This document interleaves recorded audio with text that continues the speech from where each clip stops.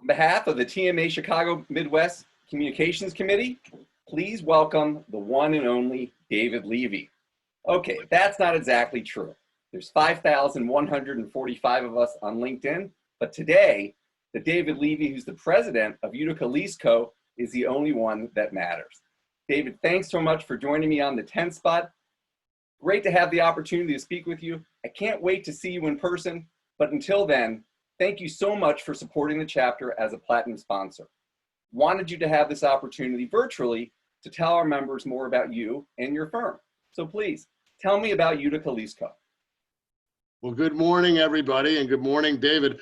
I won't have trouble remembering your name, which is good, because usually when I'm in the middle of an interview, I struggle to remember the interviewer's name. So at least we don't have to worry about that this morning. Utica Leasco was founded in late 2004. Myself and another gentleman, Craig Stormer, founded the company.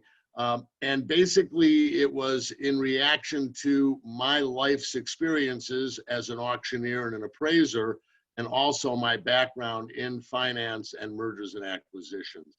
So we created Utica Leasco to meet a need that we felt was not being met in the market, which is to say really hard money lending, pure collateral style of lending against pools of collateral, where credit was really not a part of the thought process, and where we were relying on the underlying collateral value in the event of failure on our customers' parts to recoup our loans and our leases. Great. So I'm sorry, go ahead. Well, I was just curious, what set you apart from your competing firms in your industry? Well, we have tremendous asset management backgrounds. My background is in the auction and appraisal arena. I spent 35 years learning that business, and really it was a general practitioner's position that we took.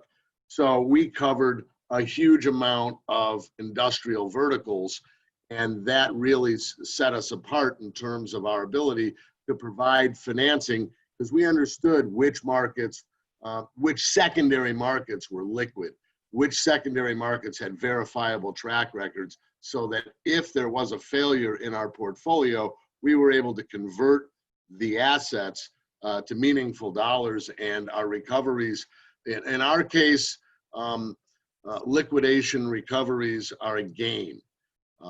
And that's a very unusual circumstance within the lending and finance arena. And David, when someone calls you with an opportunity, what are some of the questions that you ask at the outset to help you underwrite it? Well, we always want to understand what the customer's needs are. And we also obviously need to understand what kind of assets they're bringing to the transaction. Again, historically, we have not looked at cash flow. We have not looked at financial performance. All we've looked at is at the underlying collateral values. During the pandemic, of course, things have changed, and we do obviously look at liquidity. Hopefully that is a short-term metric at Utica, and we'll be able to go back to strictly looking at the underlying collateral value at Utica Leasco. And what are the size of the deals that you typically get involved with? Anywhere from 500,000 to 50 million. Our hold is usually, look, we want granularity in our portfolio. No one deal should comprise too much of it.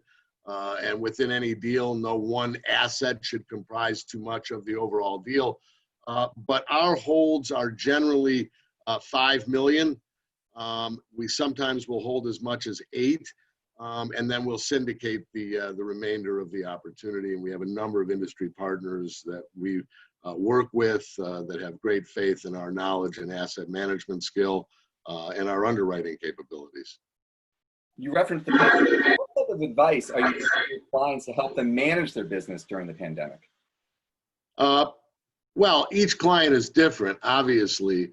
And we have been in communication with all of our customers. Some have not needed any assistance, but I would say more than 50% have needed forbearance and obviously some kind of a stretch on the terms of their leases. We're more than willing to do that.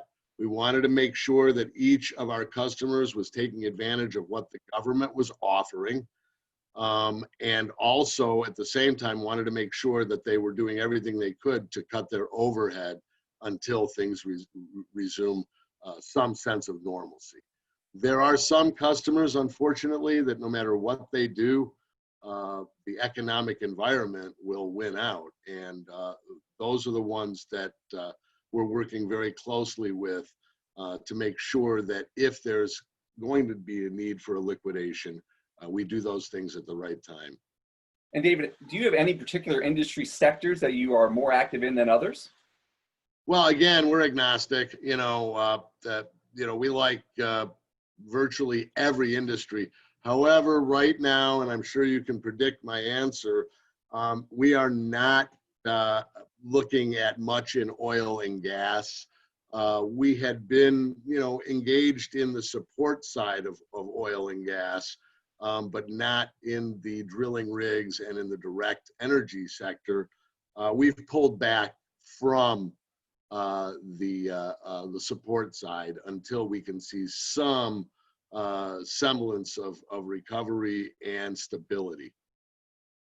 But other than that, again, if there's a good verifiable secondary market, we're likely to be involved and actively involved in it. Got it. Well, you are certainly a fixture on the TMA community and the restructuring world at large. And I'm curious, how long have you been a TMA member?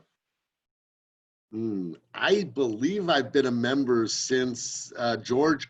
Let me be accurate. It was founded by, and it wasn't George Carl. It was what was the name of the fellow that founded it? His last name was Carl, and I believe it was 1990 or whatever the year was that it was founded, and we became a major sponsor at that time for a number of years at my old company, Norman Levy Associates. So we've been involved since day one. Very rich history. And how has TMA involvement helped your business? Oh, well, the networking has been, hugely important. The fact that people know what we do and how we do it, has obviously been a big help. But the fact that we can get that message out through the TMA has been very, very, very advantageous.